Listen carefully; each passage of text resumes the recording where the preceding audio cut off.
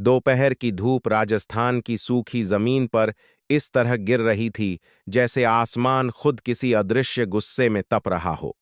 जयपुर से करीब 35 किलोमीटर दूर उस कस्बाई इलाके की सड़क पर धूल का बारीक गुबार हवा में तैर रहा था। लेफ्टिनेंट काव्या राठौर अपनी मोटरसाइकिल धीमे धीमे उसी सड़क से गुजर रही थी। वर्दी पर सूरज की किरणें चमक रही थीं। कंधे पर लगे सितारे साफ दिखाई दे रहे थे। वह कई महीनों बाद अपने घर लौटी थी। यूनिट से छुट्टी लेकर आई थी, सिर्फ कुछ दिन अपनी मां के साथ बिताने के लिए और उस जमीन को देखने के लिए जो उसके पिता की आखिरी निशानी थी। जैसे ही वह उस मोड़ के पास पहुंची जहां से उसकी जमीन की कच्ची पगडंडी शुरू होती थी, अचानक सामने एक पुलिस जीप आकर अटक गई। ब्रेक की तीखी आवाज के साथ उसकी मोटरसाइकिल रुक गई। जीप का दरवाजा खुला और station house officer Devendra Chauhan नीचे उतरा। उसने धूप का चश्मा उतारते हुए काव्या को ऊपर से नीचे तक देखा, जैसे वह कोई संदिग्ध हो, कोई अपराधी हो। आसपास कुछ दुकानदार और राहगीर ठिठक कर खड़े हो गए। बहुत रफ्तार है आजकल, उसने व्यंग्य भरी आवाज में कहा। या फिर वर्दी पहनकर कानून अपने हाथ में लेने का शौक है? काव्या ने हेलमेट उतारा। चेहरा पसीने से भीगा था लेकिन आंखें स्थिर थीं। उसने शांत स्वर में पूछा, रोकने की वजह? देवेंद्र ने बिना जवाब दिए इशारा किया और एक कांस्टेबल ने उसकी बाइक के कागज छीनने की कोशिश की। यह जमीन अब तुम्हारी नहीं है, देवेंद्र ने ऊंची आवाज में कहा ताकि भीड़ सुन सके। अवैध कब्जे की शिकायत दर्ज है, जांच चल रही है। काव्या का चेहरा तन गया।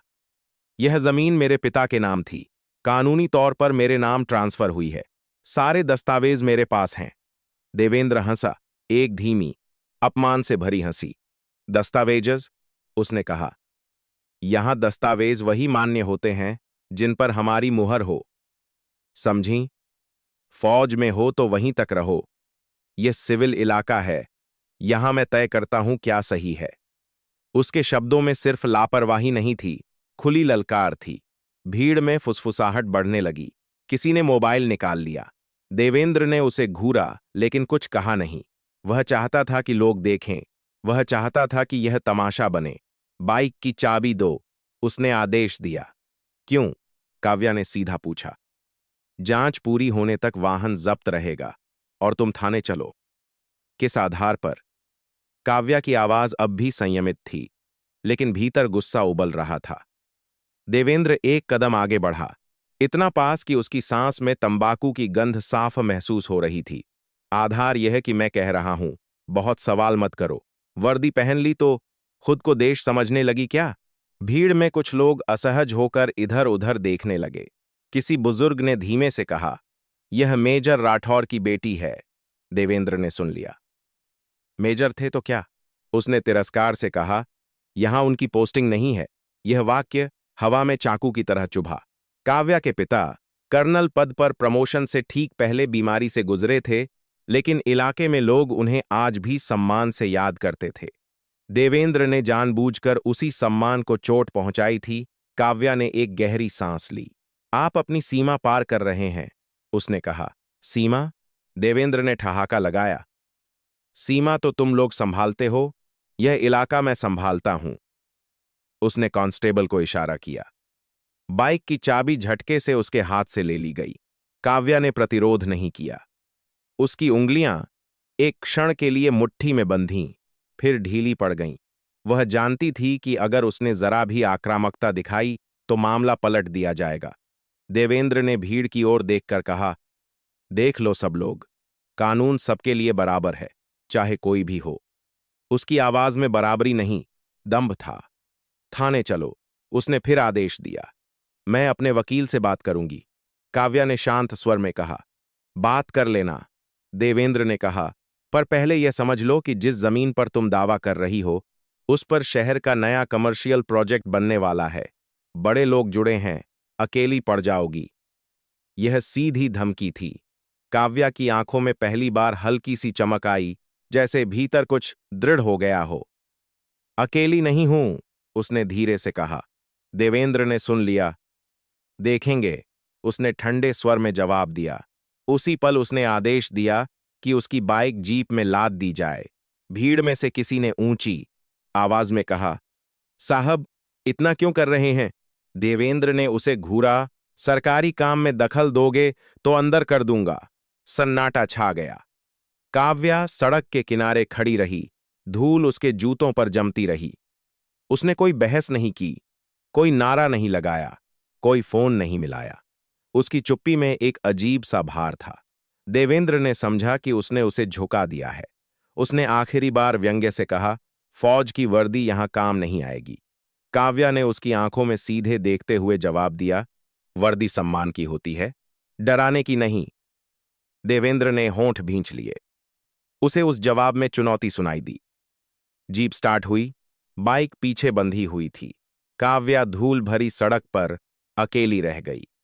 लोग धीरे धीरे छांटने लगे, लेकिन कई आंखें अब भी उसी दिशा में देख रही थीं जहां जीप जा रही थी।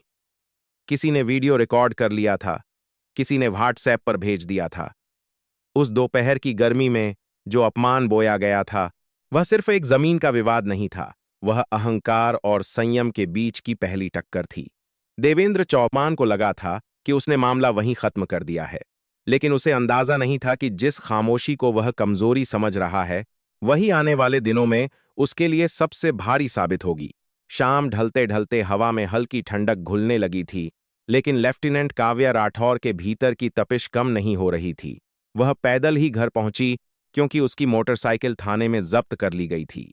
घर का पुराना लोहे का गेट हल्की आवाज के साथ खुला तो बरामदे में बैठी उसकी मां सविता राठौर चौंक कर उठीं। इतनी देर क्यों हो गई और बाइक कहाँ है? उनकी आवाज में चिंता साफ थी। काव्या ने कुछ पल उन्हें देखा, जैसे शब्दों को चुन रही हो, फिर धीरे से बोली, थाने में है। मां का चेहरा उतर गया। क्यों? काव्या ने जूते उतारे, पानी का गिलास उठाया और एक ही सांस में पी गई।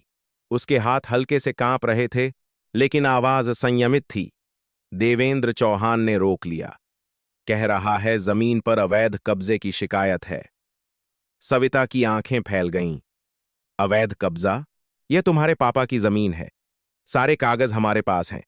दीवार पर टंगी उसके पिता की तस्वीर उस समय असामान्य रूप से जीवंत लग रही थी, जैसे वह सब सुन रहे हों। काव्या कुछ क्षण उस तस्वीर के सामने खड़ी रही। मेजर अर्जुन राठौर की वर्दी में मुस्कुराती हुई तस्वीर, सीने पर मेडल, आंखों में दृढ़ता। बचपन से उसने यही सीखा था कि सम्मान मांगा नहीं जाता, कमाया जाता है। और आज उसी सम्मान को सड़क पर कुचलने की कोशिश की गई थी। मां, किसी ने फर्जी शिकायत दर्ज करवाई है, उसने कहा। और लगता है मामला सिर्फ शिकायत का नहीं है। सविता ने धीरे से पूछा, क्या वो बिल्डर? वही जो पिछले महीने आया था? काव्या ने सिर हिलाया। राघव मल्होत्रा पिछले कुछ महीनों से उस इलाके में जमीनें खरीद रहा था। उसकी टीम ने कई किसानों से दबाव में सौदे करवाए थे। उसने काव्या से भी मुलाकात की थी और ऊंची कीमत की पेशकश की थी, लेकिन उसने साफ मना कर दिया था। उसने कहा था कि प्रोजेक्ट बड़ा है, सबका फायदा होगा। सविता बुदबुदाई। फायदा? काव्या की आवाज में कड़वाहट उभरी। किसका फायदा? कुछ देर घर में सन्नाटा रहा। बाहर से कुत्तों के भौंकने की आवाज आ रही थी। तभी दरवाजे पर दस्तक हुई। सामने खड़े थे रिटायर्ड सूबेदार महेंद्र सिंह, जो पड़ोस में रहते थे और उसके पिता के पुराने साथी थे। बेटी, सुना आज सड़क पर तमाशा हुआ, उन्होंने सीधे कहा। काव्या ने उन्हें अंदर बैठाया। महेंद्र सिंह ने जेब से मोबाइल निकाला और एक वीडियो दिखाया। वही दृश्य, जीप, भीड़, देवेंद्र की आवाज, उसका व्यंग्य। यह वीडियो फैल रहा है, उन्होंने कहा। लोग बात कर रहे हैं। काव्या ने ध्यान से देखा। उसे अपने चेहरे पर वही संयम दिखा, वही चुप्पी। उसने महसूस किया कि उसका अपमान अब सिर्फ उसका निजी मामला नहीं रहा। बेटी, यह सीधा मामला नहीं है, महेंद्र सिंह बोले। चौहान अकेला नहीं करेगा, पीछे कोई है। काव्या ने गहरी सांस ली। मुझे पता है। उसने अलमारी से फाइल निकाली। जमीन के मूल दस्तावेज, registration paper, mutation entry, tax रसीदें सब क्रम से रखे थे। मैं इन्हें कल वकील को दिखाऊंगी, उसने कहा। कौन वकील? सविता ने पूछा। आदित्य मेहरा, काव्या ने उत्तर दिया। जयपुर में प्रैक्टिस करता है। कॉलेज में जूनियर था, अब सिविल केस देखता है। अगले दिन सुबह वह बस से जयपुर पहुंची। रास्ते भर लोग उसी वीडियो की चर्चा कर रहे थे। किसी ने उसे पहचान लिया, लेकिन उसने कोई प्रतिक्रिया नहीं दी।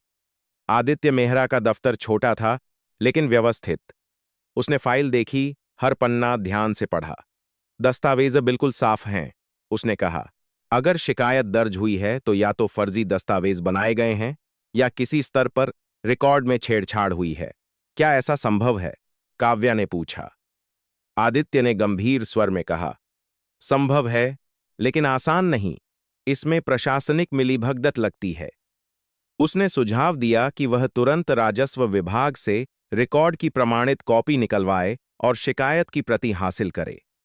और एक बात, आदित्य ने जोड़ा, अगर तुम्हारे पास उस घटना का वीडियो है तो उसे सुरक्षित रखो। यह सिर्फ भावनात्मक नहीं, कानूनी साक्ष्य भी है। काव्या ने सिर हिलाया। वापस लौटते समय उसके भीतर हल्की सी आशा जागी। मामला पूरी तरह बंद नहीं था। सच्चाई दस्तावेजों में अब भी मौजूद थी। शाम तक उसने राजस्व कार्यालय से जानकारी लेने की कोशिश की। वहां उसे बताया गया कि जमीन के रिकॉर्ड में हाल ही में एक एंट्री डाली गई है, विवादित संपत्ति। किस आधार पर? उसने पूछा। क्लर्क ने कंधे उचकाए। ऊपर से आदेश है। ऊपर कौन? कोई स्पष्ट जवाब नहीं मिला।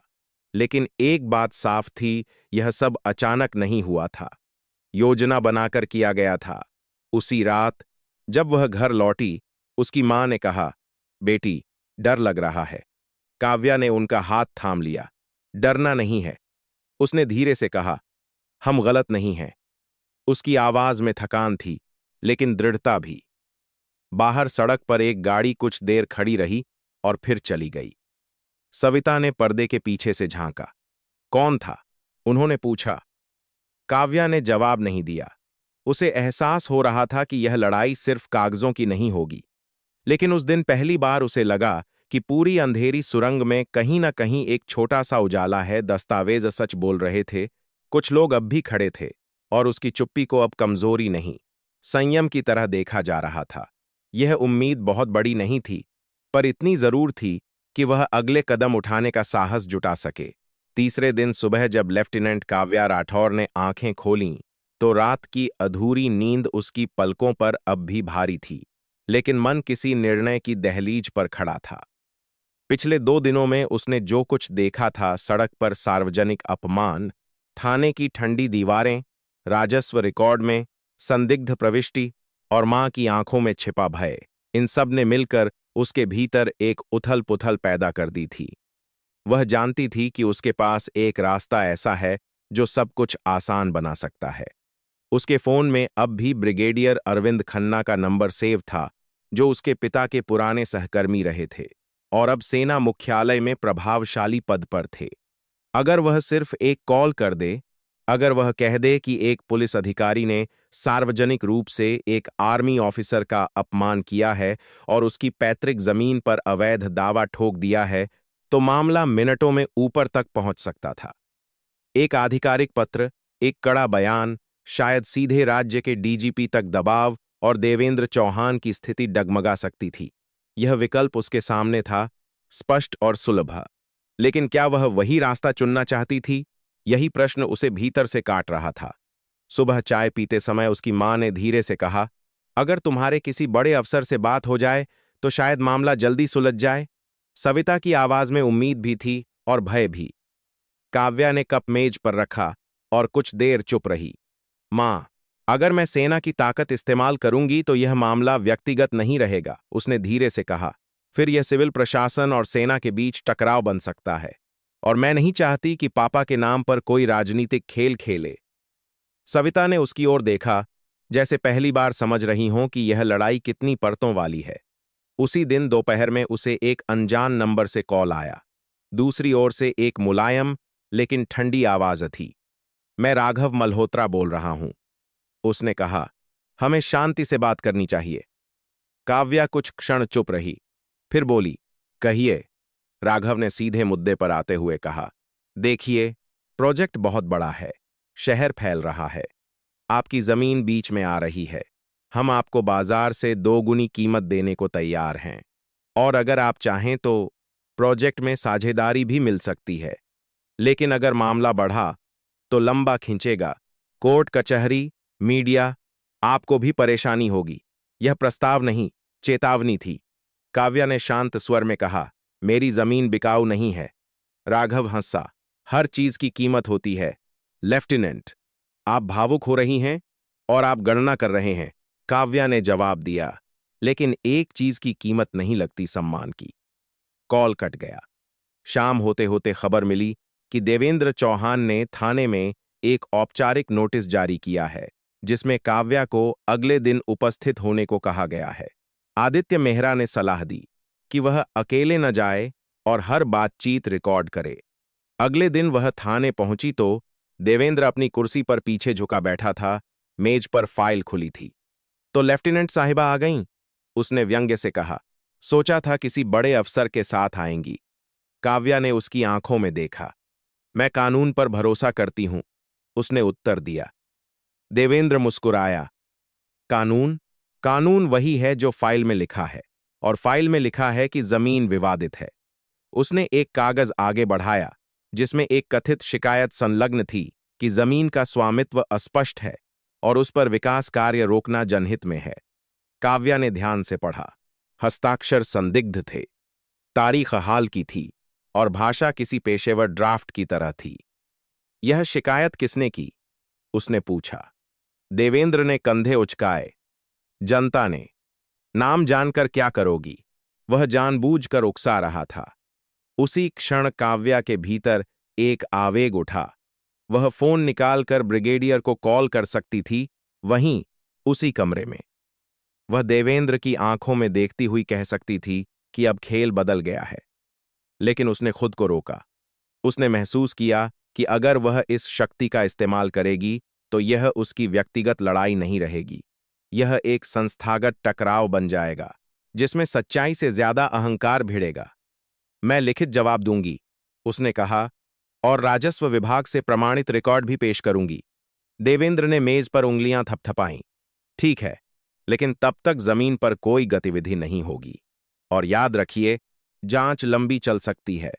बाहर निकलते समय उसे लगा कि देवेंद्र ने पीछे से कहा, देखते हैं कब तक चुप रहती हो। यह वाक्य उसके कानों में गूंजता रहा। उसी शाम महेंद्र सिंह उसके घर आए। बेटी, लोग कह रहे हैं कि तुम सेना से मदद क्यों नहीं लेती? उन्होंने पूछा। काव्या ने धीरे से उत्तर दिया, क्योंकि यह लड़ाई कानून की है। अगर मैं वर्दी की ताकत दिखाऊंगी तो लोग कहेंगे कि मैंने प्रभाव का इस्तेमाल किया। महेंद्र सिंह ने सिर हिलाया। सही है, पर जोखिम भी है। काव्या जानती थी। अगले कुछ दिनों में दबाव बढ़ने लगा। राजस्व कार्यालय में उसकी फाइल बार बार टल रही थी। कोई न कोई दस्तावेज मिसिंग बताया जाता। एक शाम उसे पता चला कि उसकी जमीन के पास अस्थायी बोर्ड लगा दिया गया है, प्रस्तावित वाणिज्यिक परिसर। यह साफ संकेत था कि योजना आगे बढ़ रही है। वह वहां पहुंची तो कुछ मजदूर गड्ढे खोदने की तैयारी में थे। उसने उनसे पूछा, आपको किसने अनुमति दी? एक ठेकेदार ने कहा, हम तो ऑर्डर पर काम करते हैं। उसी समय देवेंद्र की जीप आ गई। आप यहां काम रोक नहीं सकती, काव्या ने कहा। देवेंद्र ने शांत स्वर में जवाब दिया, जब तक जांच पूरी नहीं होती, निर्माण अस्थायी है। यह खुला विरोधाभास था। एक ओर जमीन विवादित बताई जा रही थी, दूसरी ओर निर्माण की तैयारी। काव्या ने फोन निकाला, वीडियो रिकॉर्ड किया। देवेंद्र ने उसे घूरा। बहुत रिकॉर्डिंग हो रही है आजकल। वह कुछ पल के लिए उकसाने के इरादे से उसके पास आया। एक कॉल कर दो अपने आर्मी वालों को, उसने धीमे स्वर में कहा। देखते हैं क्या कर लेते हैं। यह सीधी चुनौती थी। काव्या ने उसकी आंखों में देखते हुए कहा, मुझे किसी को बुलाने की जरूरत नहीं है। सच अपने दम पर खड़ा हो सकता है। देवेंद्र के चेहरे पर झुंझलाहट उभरी। वह चाहता था कि वह भावनात्मक प्रतिक्रिया दे, कि वह शक्ति का प्रदर्शन करे, ताकि वह उसे दुरुपयोग कह सके, लेकिन वह शांत रही। रात को जब वह अपने कमरे में बैठी थी, उसने सचमुच फोन उठाया और ब्रिगेडियर अरविंद खन्ना का नंबर स्क्रीन पर देखा। अंगूठा कॉल बटन पर ठहरा रहा। उसे अपने पिता की आवाज याद आई। वर्दी जिम्मेदारी है, विशेषाधिकार नहीं। उसने फोन नीचे रख दिया। उसने तय कर लिया था कि वह यह लड़ाई उसी व्यवस्था के भीतर लड़ेगी जो अब उसे परख रही थी। अगले दिन आदित्य ने बताया कि उन्होंने एक औपचारिक आपत्ति दर्ज कर दी है और हाईकोर्ट में याचिका दायर करने की तैयारी है। मामला समय लेगा, उसने कहा, लेकिन हमारे पास दस्तावेज मजबूत हैं। उसी शाम एक स्थानीय पत्रकार, मीरा सक्सेना, उसके घर आई। मैंने वीडियो देखा, उसने कहा, और रिकॉर्ड की कॉपी भी मिली है। अगर आप चाहें तो हम इस पर रिपोर्ट कर सकते हैं। काव्या ने कुछ पल सोचा। मीडिया का रास्ता भी दबाव बना सकता था, लेकिन वह नहीं चाहती थी कि मामला सनसनी बन जाए। सिर्फ तथ्यों पर लिखिए, उसने कहा, किसी भावनात्मक रंग के बिना। मीरा ने सिर हिलाया। धीरे धीरे कस्बे में चर्चा फैलने लगी कि मामला साधारण नहीं है। कुछ लोग उसके समर्थन में खुलकर बोलने लगे, कुछ अब भी चुप थे। लेकिन काव्या के भीतर सबसे बड़ी लड़ाई बाहर की नहीं, भीतर की थी। हर बार जब देवेंद्र का कोई नया कदम सामने आता, हर बार जब उसे लगता कि व्यवस्था उसके खिलाफ झुक रही है, उसे वही विकल्प दिखता, एक फोन कॉल, एक आदेश, एक दबाव। लेकिन हर बार उसने खुद को रोका। उसने समझ लिया था कि असली परीक्षा शक्ति का उपयोग करने में नहीं, उसे संयमित रखने में है। यह निर्णय आसान नहीं था। वह रातों को जागती, छत की ओर देखती, सोचती कि क्या वह मां को अनावश्यक खतरे में डाल रही है, क्या उसका आदर्शवाद व्यावहारिक है। लेकिन फिर उसे याद आता कि अगर वह भी वही रास्ता चुने जो देवेंद्र चुन रहा है, प्रभाव, दबाव, डर, तो फर्क क्या रह जाएगा। तीसरे सप्ताह की शुरुआत तक मामला खुलकर टकराव में बदल चुका था, लेकिन एक सीमा पार नहीं हुई थी, और उस सीमा को पार न करने का निर्णय काव्या ने स्वयं लिया था। उसने तय किया कि चाहे कितनी भी उकसाहट हो, चाहे कितनी भी शक्ति उसके हाथ में क्यों न हो, वह कानून की प्रक्रिया से बाहर नहीं जाएगी। यही उसका नैतिक मोड़ था। वह प्रतिशोध नहीं, न्याय चाहती थी, दबाव नहीं, पारदर्शिता चाहती थी। देवेंद्र चौहान को अभी भी लगता था कि वह धीरे धीरे थक जाएगी, कि दबाव उसे झुका देगा, या वह किसी बड़े नाम के पीछे छिप जाएगी। लेकिन उसे अंदाजा नहीं था कि उसकी सबसे बड़ी भूल यही थी। उसने संयम को कमजोरी समझ लिया था और नैतिक दृढ़ता को अहंकार। आने वाले दिनों में यह गलत आकलन उसके लिए भारी पड़ने वाला था, लेकिन फिलहाल कहानी उस बिंदु पर खड़ी थी जहां शक्ति और सिद्धांत आमने सामने थे, और काव्या ने स्पष्ट रूप से सिद्धांत का पक्ष चुन लिया था। चौथे सप्ताह की शुरुआत होते होते दबाव ने एक नया रूप ले लिया था। अब यह सिर्फ फाइलों, नोटिसों और शब्दों की लड़ाई नहीं रही थी। यह धीरे धीरे जीवन के रोजमर्रा के ढांचे में घुसकर उसे तोड़ने लगी थी। उस रात जब काव्या राठौर सोने की कोशिश कर रही थी, अचानक घर के बाहर तेज आवाज हुई, जैसे कोई पत्थर लोहे के गेट से टकराया हो। सविता राठौर घबराकर उठ बैठीं। कौन है?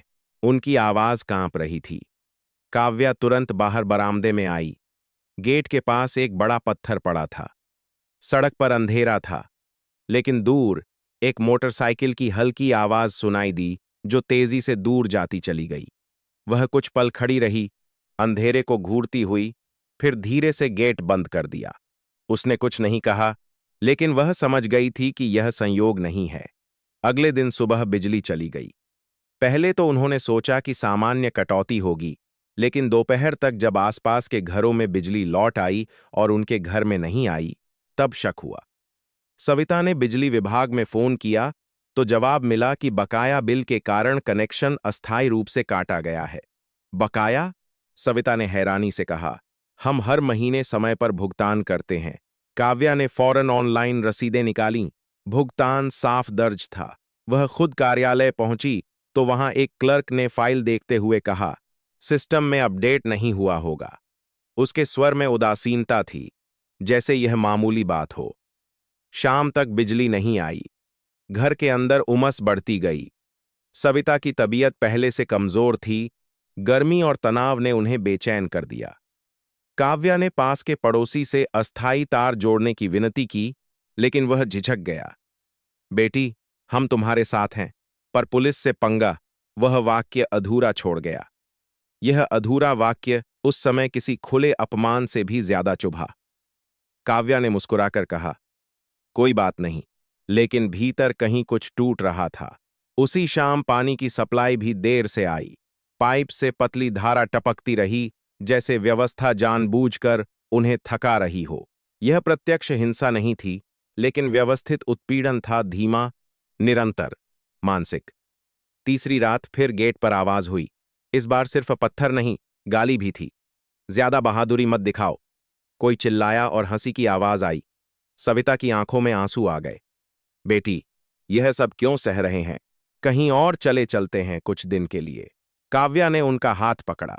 अगर हम चले गए तो यही लोग जीत जाएंगे, उसने कहा। लेकिन वह जानती थी कि यह निर्णय सिर्फ साहस का नहीं, जोखिम का भी है। उसी बीच राघव मल्होत्रा का एक आदमी घर आया। उसने खुद को सलाहकार बताया। मैडम, हम शांति चाहते हैं, उसने विनम्रता से कहा। आपकी मां परेशान है। यह मामला कोर्ट में जाएगा तो सालों चलेगा। क्यों न समझौता कर लें? आपको अच्छा खासा मुआवजा मिल जाएगा। उसकी आवाज में बनावटी सहानुभूति थी। काव्या ने उसे दरवाजे पर ही रोक दिया। हम किसी सौदे में रुचि नहीं रखते, उसने ठंडे स्वर में कहा। वह आदमी मुस्कुराया। सोच लीजिएगा, कभी कभी जिद महंगी पड़ती है। दरवाजा बंद होने के बाद काव्या ने दीवार से सिर टिका लिया। थकान अब सिर्फ शारीरिक नहीं थी, रातों की नींद टूट चुकी थी। हर आवाज पर चौंकना, हर गाड़ी के रुकने पर पर्दे के पीछे से झांकना, हर दस्तक पर दिल की धड़कन तेज होना, यह सब धीरे धीरे उसके मन पर असर डाल रहा था। उसने खुद को याद दिलाया कि सेना में उसने कठिन प्रशिक्षण झेला है। रेगिस्तान की तपिश, लंबी मार्च, सीमित संसाधन। लेकिन यह अलग था। वहां दुश्मन सामने होता था। यहां दुश्मन अदृश्य था, व्यवस्था के भीतर छिपा हुआ। चौथे दिन सुबह जब वह जमीन के पास गई तो देखा कि अस्थाई बोर्ड बड़ा कर दिया गया है और कुछ माप तौल का काम हो रहा है। उसने विरोध किया तो एक कर्मचारी ने कहा, हमें ऊपर से आदेश है। किस ऊपर से? उसने पूछा। कोई जवाब नहीं मिला।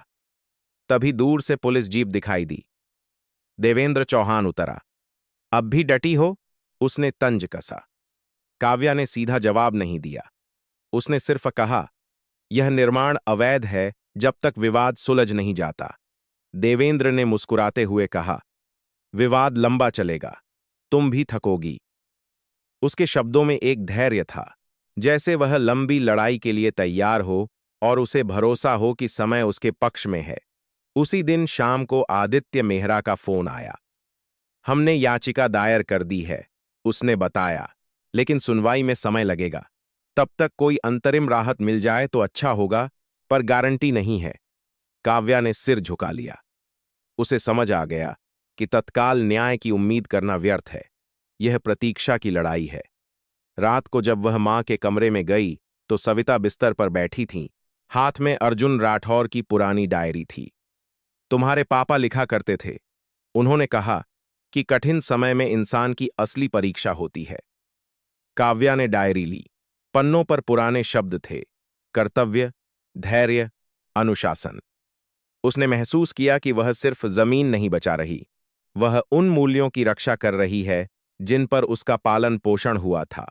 लेकिन शरीर की सीमाएं भी होती हैं। लगातार तनाव ने उसके स्वास्थ्य पर असर डालना शुरू कर दिया। उसे सिरदर्द रहने लगा, भूख कम हो गई। एक रात उसे तेज बुखार आ गया। सविता घबराई, लेकिन काव्या ने कहा, सिर्फ थकान है। वह डॉक्टर के पास गई तो उसने आराम की सलाह दी। मानसिक तनाव कम कीजिए, डॉक्टर ने कहा।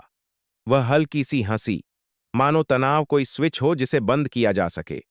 घर लौटते समय उसने देखा कि दो अनजान आदमी सड़क के उस पार खड़े उसे देख रहे हैं। जैसे ही उसकी नजर उनसे मिली, वे मुड़कर चले गए। यह लगातार निगरानी की भावना उसे भीतर से खा रही थी। फिर भी उसने हार नहीं मानी। उसने हर घटना का रिकॉर्ड रखना शुरू किया। बिजली कटने की तारीख, पानी की समस्या, पत्थर फेंकने का समय, बोर्ड लगाने का दिन। यह दस्तावेजीकरण उसका हथियार बन गया। उसने महसूस किया कि भावनाओं से नहीं, तथ्यों से लड़ाई जीती जाएगी। एक शाम मीरा सक्सेना फिर आई। हमारी रिपोर्ट छपी है, उसने कहा, और प्रतिक्रिया आ रही है। कुछ लोगों ने सोशल मीडिया पर समर्थन जताया था। कुछ ने सवाल उठाए थे कि क्या सचमुच जमीन विवादित है। यह छोटी सी हलचल थी, लेकिन पूर्ण चुप्पी से बेहतर थी। हालांकि इसके साथ ही विरोध भी बढ़ा। उसी रात घर की दीवार पर किसी ने कोयले से लिखा, जिद्द छोड़ो। सुबह जब सविता ने देखा तो उनकी आंखें भर आईं। काव्या ने खुद पानी से उसे साफ किया। हर बार जब वह ऐसे निशान मिटाती, उसे लगता जैसे वह अपने भीतर के डर को भी धो रही हो। लेकिन डर पूरी तरह जाता नहीं था, वह बस नियंत्रित होता था। चौथे सप्ताह के अंत तक यह स्पष्ट हो गया था कि यह लड़ाई लंबी चलेगी। कोई त्वरित समाधान नहीं, कोई अचानक हस्तक्षेप नहीं। सिर्फ सहना, प्रतीक्षा करना और हर दिन खुद को संभालना। यह अध्याय बाहरी संघर्ष से ज्यादा आंतरिक सहनशक्ति का था। भूख, नींद, चिंता, अपमान, इन सब का भार कंधों पर था। फिर भी काव्या ने सेना को फोन नहीं किया। उसने ब्रिगेडियर खन्ना का नंबर फिर देखा, फिर फोन बंद कर दिया। उसने तय कर लिया था कि उसकी लड़ाई सिद्धांतों से शुरू हुई है तो सिद्धांतों पर ही खत्म होगी। इस सहनशीलता में कोई नाटकीय वीरता नहीं थी, यह साधारण लेकिन कठिन धैर्य था। और शायद यही धैर्य आने वाले मोड़ की नींव बन रहा था, भले ही अभी न्याय का कोई स्पष्ट संकेत दिखाई नहीं दे रहा था। 5वां सप्ताह शुरू होते होते हवा का रुख सूक्ष्म रूप से बदलने लगा था, लेकिन यह बदलाव किसी अचानक चमत्कार की तरह नहीं आया। यह धीरे धीरे जमा हुए दबाव, रिकॉर्ड किए गए तथ्यों और बढ़ती सार्वजनिक चर्चा का परिणाम था। जिस वीडियो को शुरू में कुछ लोगों ने सिर्फ एक स्थानीय विवाद समझकर आगे बढ़ा दिया था, वही अब कई सोशल मीडिया प्लेटफॉर्म पर फैल चुका था। मीरा सक्सेना की रिपोर्ट प्रकाशित होने के बाद राष्ट्रीय स्तर के कुछ स्वतंत्र पत्रकारों ने भी इस मामले में रुचि दिखाई। खबर का केंद्र सिर्फ एक महिला आर्मी अफसर नहीं था, बल्कि सवाल यह था कि क्या स्थानीय प्रशासन और एक बड़े रियल एस्टेट प्रोजेक्ट के बीच कोई अनुचित गठजोड़ है। काव्या राठौर ने जानबूझकर खुद को बयानबाजी से दूर रखा। उसने सिर्फ दस्तावेज साझा किए, घटनाओं की तारीखें बताईं और इतना ही कहा कि वह कानून की प्रक्रिया पर भरोसा करती है। इस संयम ने कहानी को और विश्वसनीय बना दिया। उसी दौरान आदित्य मेहरा ने उसे बताया कि हाईकोर्ट में दायर याचिका पर प्रारंभिक सुनवाई की तारीख मिल गई है। हम कम्हान हेमांत रामानसिंह बनाने के 2000 पढ़ाने की लूज अंतरिम रोक की मांग करेंगे, उसने कहा। अगर अदालत मान गई तो निर्माण पर अस्थायी रोक लग सकती है। यह खबर छोटी थी लेकिन महत्वपूर्ण। दूसरी ओर देवेंद्र चौहान ने भी स्थिति को हल्के में नहीं लिया। उसने थाने में अपने कुछ भरोसेमंद कर्मचारियों को बुलाकर कहा कि मामला अब मीडिया में जा चुका है, इसलिए सावधानी बरतनी होगी। लेकिन उसके भीतर एक अलग तरह की बेचैनी थी।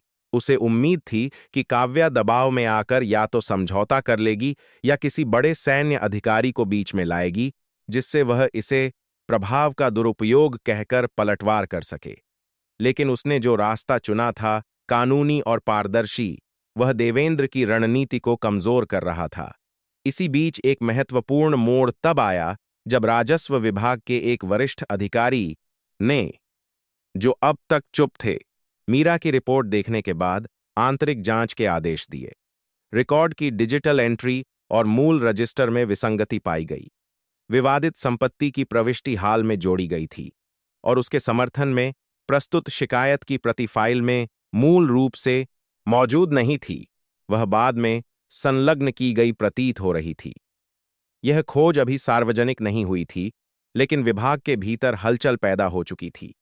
उसी दिन दोपहर काव्या अपनी जमीन के पास गई तो देखा कि निर्माण गतिविधि अस्थायी रूप से रुकी हुई है। मजदूर कम थे, मशीनें शांत थीं।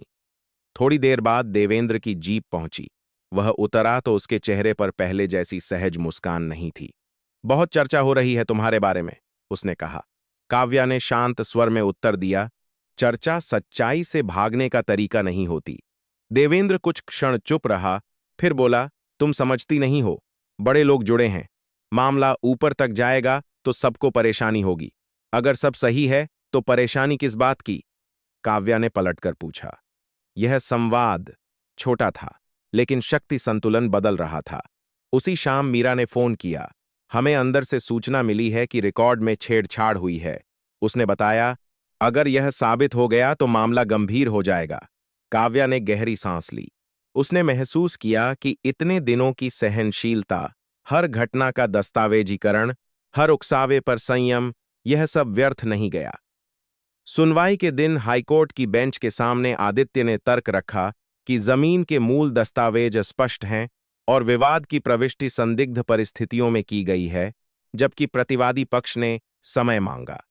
अदालत ने प्राथमिक दृष्टि से मामला गंभीर मानते हुए अंतरिम आदेश पारित किया कि विवाद के अंतिम निर्णय तक जमीन पर कोई निर्माण गतिविधि नहीं होगी और रिकॉर्ड की जांच स्वतंत्र रूप से की जाएगी। यह पूर्ण विजय नहीं थी, लेकिन निर्णायक क्षण था। आदेश की प्रति मिलते ही आदित्य ने काव्या को फोन किया। निर्माण पर रोक लग गई, उसने कहा। कुछ क्षण के लिए काव्या ने आंखें बंद कर लीं। यह राहत थी, पर भावनात्मक विस्फोट नहीं। वह जानती थी कि असली प्रश्न अभी बाकी हैं। आदेश की खबर फैलते ही मीडिया ने इसे प्रमुखता से उठाया। अब फोकस देवेंद्र चौहान और राघव मल्होत्रा की ओर मुड़ गया। राजस्व विभाग की आंतरिक जांच में पाया गया कि शिकायत पर हस्ताक्षर करने वाले व्यक्ति का नाम फर्जी पहचान से जोड़ा गया था। डिजिटल लॉग से यह भी स्पष्ट हुआ कि प्रविष्टि थाने से जुड़े एक सिस्टम से अपलोड की गई थी। यह जानकारी राज्य स्तर तक पहुंची। कुछ ही दिनों में पुलिस मुख्यालय से एक विशेष टीम जांच के लिए आई। देवेंद्र को पहली बार औपचारिक रूप से स्पष्टीकरण देने के लिए कहा गया। थाने के भीतर उसका व्यवहार बदल गया था। वह पहले की तरह ऊंची आवाज में आदेश नहीं देता था। उसके सहयोगियों के बीच भी दूरी आ गई थी। राघव मल्होत्रा ने शुरू में मामले को व्यावसायिक विवाद बताकर टालने की कोशिश की, लेकिन जब मीडिया ने उसके अन्य प्रोजेक्ट्स और पुराने भूमि सौदों की भी जांच शुरू की, तो स्थिति जटिल हो गई। एक शाम काव्या को सूचना मिली कि देवेंद्र को अस्थायी रूप से लाइन हाजिर कर दिया गया है, जब तक जांच पूरी न हो। यह शब्द छोटा था, पर अर्थ गहरा। वह थाने के बाहर खड़ी भीड़ को देखकर समझ गई कि अब संतुलन पलट चुका है। लोग खुलकर बात कर रहे थे, वही लोग जो पहले पर्दे के पीछे फुसफुसाते थे। महेंद्र सिंह ने उसके कंधे पर हाथ रखकर कहा, धैर्य काम आया, बेटी। काव्या ने सिर्फ हल्की मुस्कान दी। उसे किसी के पतन में आनंद नहीं था। उसे सिर्फ यह संतोष था कि प्रक्रिया चल पड़ी है। जांच टीम ने उससे भी बयान लिया। उसने वही कहा जो शुरू से कहती आई थी, तथ्य, तारीखें, दस्तावेज। कोई अतिरिक्त आरोप नहीं, कोई भावनात्मक भाषण नहीं। उसकी यह स्थिरता जांच अधिकारियों पर भी प्रभाव छोड़ गई। कुछ ही समय में यह स्पष्ट हो गया कि शिकायत गढ़ी गई थी और रिकॉर्ड में जानबूझकर बदलाव किया गया था। राघव मल्होत्रा के खिलाफ भी आर्थिक अनियमितताओं की अलग जांच शुरू हुई। 5वें अध्याय का चरम किसी नाटकीय गिरफ्तारी या सार्वजनिक टकराव से नहीं, बल्कि संस्थागत प्रक्रिया के सक्रिय होने से आया। यह न्याय की धीमी लेकिन ठोस चाल थी। देवेंद्र चौहान, जिसने कभी सड़क पर खड़े होकर कहा था कि यहां मैं तय करता हूं, अब जांच समिति के सामने बैठा स्पष्टीकरण दे रहा था। काव्या उसी सड़क पर खड़ी थी, लेकिन इस बार उसकी जमीन पर काम बंद था और उसके हाथ में अदालत का आदेश था। उसने आसमान की ओर देखा। धूप अब भी उतनी ही तीखी थी, पर भीतर का बोझ कुछ हल्का हुआ था। यह अंत नहीं था, पर निर्णायक मोड़ अवश्य था। अहंकार की रफ्तार धीमी पड़ चुकी थी और संयम ने अपनी जगह बना ली थी। 6ठे अध्याय की शुरुआत किसी शोरगुल से नहीं हुई, बल्कि एक अजीब सी शांति से हुई। जैसे लंबे तूफान के बाद हवा अचानक थम जाए और इंसान को समझ न आए कि यह राहत है या किसी और झोंके से पहले की चुप्पी। अदालत के अंतरिम आदेश को आए कुछ सप्ताह बीत चुके थे। जमीन पर निर्माण पूरी तरह रुका हुआ था। अस्थायी बोर्ड हटा दिया गया था। मजदूर अब वहां नहीं आते थे, लेकिन संघर्ष का असर मिटा नहीं था। वह घर की दीवारों, मां की आंखों और काव्या राठौर के भीतर गहरे बैठ चुका था। देवेंद्र चौहान को पहले लाइन हाजिर किया गया, फिर विभागीय जांच के दौरान निलंबित कर दिया गया। यह खबर आधिकारिक रूप से जारी हुई तो कस्बे में तरह तरह की प्रतिक्रियाएं आईं। कुछ लोगों ने कहा कि यह राजनीति का खेल है, कुछ ने इसे न्याय की दिशा में कदम माना। लेकिन काव्या ने कोई सार्वजनिक बयान नहीं दिया। वह जानती थी कि उसकी लड़ाई किसी व्यक्ति को गिराने की नहीं थी, वह व्यवस्था के भीतर जवाबदेही स्थापित करने की थी। जांच समिति ने रिकॉर्ड में छेड़छाड़, फर्जी शिकायत और अनुचित दबाव के पर्याप्त प्रमाण पाए। मामला आगे राज्य सतर्कता आयोग तक पहुंचा। राघव मल्होत्रा के प्रोजेक्ट्स की वित्तीय जांच भी शुरू हो गई। कई पुराने भूमि सौदे दोबारा खोले गए। जिन किसानों ने पहले चुप्पी साध ली थी, उनमें से कुछ आगे आए और बयान दिए कि उन्हें दबाव में हस्ताक्षर करवाए गए थे। यह परिवर्तन अचानक नहीं था। यह उस छोटे से साहस का परिणाम था जो काव्या की चुप्पी और दृढ़ता ने पैदा किया था। सविता राठौर अब पहले से कुछ शांत दिखती थीं, लेकिन पूरी तरह निश्चिंत नहीं। एक शाम उन्होंने कहा, बेटी, जमीन बच गई, पर जो बीता वह भूलना आसान नहीं। काव्या ने उनके पास बैठते हुए कहा, भूलना जरूरी भी नहीं है मां, याद रखना जरूरी है, ताकि दोबारा ऐसा न हो। वह जानती थी कि न्याय का अर्थ सिर्फ आदेश या निलंबन नहीं होता।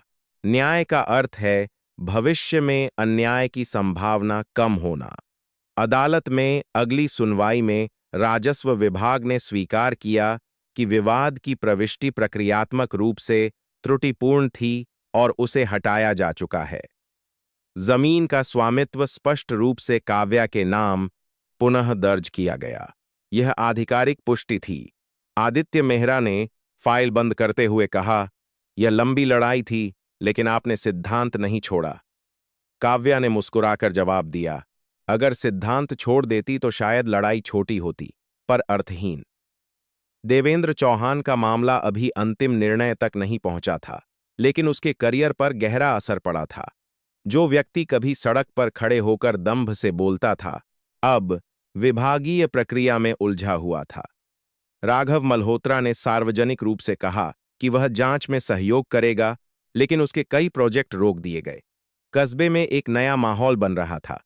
लोग प्रशासनिक नोटिसों को अब थोड़ा ध्यान से पढ़ने लगे थे। कुछ युवाओं ने भूमि अधिकारों और कानूनी प्रक्रियाओं पर जागरूकता बैठकें शुरू कीं। मीरा सक्सेना ने एक विस्तृत फॉलो अप रिपोर्ट लिखी, जिसमें सिर्फ घटना नहीं, बल्कि व्यवस्था में पारदर्शिता की जरूरत पर चर्चा की गई। काव्या ने उस रिपोर्ट को पढ़ा और महसूस किया कि उसकी व्यक्तिगत लड़ाई एक व्यापक प्रश्न में बदल चुकी है। फिर भी उसके भीतर सब कुछ सरल नहीं था। रातों की नींद पूरी तरह वापस नहीं आई थी। कभी कभी गेट पर हल्की सी आवाज भी उसे चौंका देती। उसने खुद को स्वीकार किया कि साहस का अर्थ भय का अभाव नहीं, बल्कि भय के बावजूद आगे बढ़ना है। उसने कुछ दिनों की छुट्टी बढ़ाने के बजाय अपनी यूनिट में वापसी का निर्णय लिया। प्रस्थान से एक दिन पहले वह अपनी जमीन पर गई। वहां अब सिर्फ खुला मैदान था, हवा में सूखी घास की गंध। उसने मिट्टी को हाथ में लिया। यह सिर्फ संपत्ति नहीं थी, यह स्मृति थी, उत्तराधिकार था, और अब एक प्रतीक भी। महेंद्र सिंह वहां आए। तुमने सिर्फ अपनी जमीन नहीं बचाई, उन्होंने कहा। लोगों को यह विश्वास दिलाया कि आवाज उठाई जा सकती है। काव्या ने विनम्रता से सिर झुका लिया। आवाज अकेले नहीं उठती, उसने कहा। लोग साथ खड़े हों तो असर होता है। यह वाक्य उसके भीतर के परिवर्तन को दर्शाता था। वह अब सिर्फ पीड़ित या प्रतिरोध करने वाली नहीं थी, वह एक उदाहरण बन चुकी थी, भले ही उसने कभी यह भूमिका मांगी न हो। उसके जाने के दिन कस्बे के कुछ लोग उसे विदा करने आए। किसी ने फूल दिए, किसी ने सिर्फ हाथ जोड़कर नमस्ते किया। यह सम्मान उस सार्वजनिक अपमान का उल्टा दृश्य था जो कुछ सप्ताह पहले उसी सड़क पर हुआ था। फर्क सिर्फ इतना था कि इस बार कोई दंभ नहीं था, कोई चुनौती नहीं, सिर्फ शांत स्वीकृति थी। जब वह बस में बैठी, सविता ने उसका हाथ थामकर कहा, तुम्हारे पापा को तुम पर गर्व होता। यह सुनकर काव्या की आंखें भर आईं, लेकिन उसने आंसू गिरने नहीं दिए। यूनिट में लौटकर उसने अपने वरिष्ठों को सिर्फ इतना बताया कि एक नागरिक विवाद था जो कानूनी प्रक्रिया से सुलझ गया। उसने इसे व्यक्तिगत प्रचार का विषय नहीं बनने दिया। यही उसका अंतिम निर्णय था, न्याय को शोर की नहीं, स्थिरता की जरूरत होती है। समय के साथ कस्बे की चर्चा धीमी पड़ गई, लेकिन कहानी पूरी तरह समाप्त नहीं हुई। जांच की अंतिम रिपोर्ट में प्रशासनिक लापरवाही और व्यक्तिगत दुरुपयोग का उल्लेख दर्ज हुआ। कुछ अधिकारियों का तबादला हुआ, प्रक्रियाओं की समीक्षा की गई। यह पूर्ण सुधार नहीं था, पर एक दरार जरूर पड़ी थी उस दीवार में जो लंबे समय से अडिग समझी जाती थी। काव्या ने इस अनुभव से एक महत्वपूर्ण सबक सीखा। शक्ति का वास्तविक अर्थ उसका प्रदर्शन नहीं, उसका संयम है, और न्याय की राह तेज नहीं, टिकाऊ होनी चाहिए। इस कहानी का अंत किसी चमत्कारी जीत से नहीं, बल्कि एक संतुलित बदलाव से होता है। जमीन सुरक्षित है, सम्मान पुनः स्थापित है और व्यवस्था को आईना दिखाया जा चुका है। लेकिन सबसे बड़ा परिवर्तन भीतर हुआ है। डर अब भी है, पर वह निर्णयों को नियंत्रित नहीं करता। अगर आपने इस यात्रा में संयम और साहस की वह परत देखी जो अक्सर शोर में दब जाती है, तो इसे सिर्फ एक घटना की तरह मत छोड़िए। सोचिए कि आपके आसपास कितनी बार शक्ति और सिद्धांत आमने सामने खड़े होते हैं। अगर कभी आपके सामने भी अन्याय आए, तो याद रखिए कि प्रतिक्रिया हमेशा आक्रामक होना जरूरी नहीं। धैर्य भी एक ताकत है। अगर यह कहानी आपको विचार करने पर मजबूर करती है, तो इसे आगे बढ़ाइए, उन लोगों तक पहुंचाइए, लेकिन असंभव नहीं। और यदि आप मानते हैं कि जिम्मेदारी और पारदर्शिता किसी भी समाज की रीढ़ हैं, तो ऐसी कहानियों को समर्थन दीजिए, साझा कीजिए और अपने आसपास की व्यवस्था को प्रश्न करने से मत डरिए। क्योंकि बदलाव हमेशा किसी एक शांत निर्णय से शुरू होता है, ठीक वैसे ही जैसे एक दिन एक सड़क पर खड़ी एक महिला अधिकारी ने शक्ति के सामने संयम को चुना था।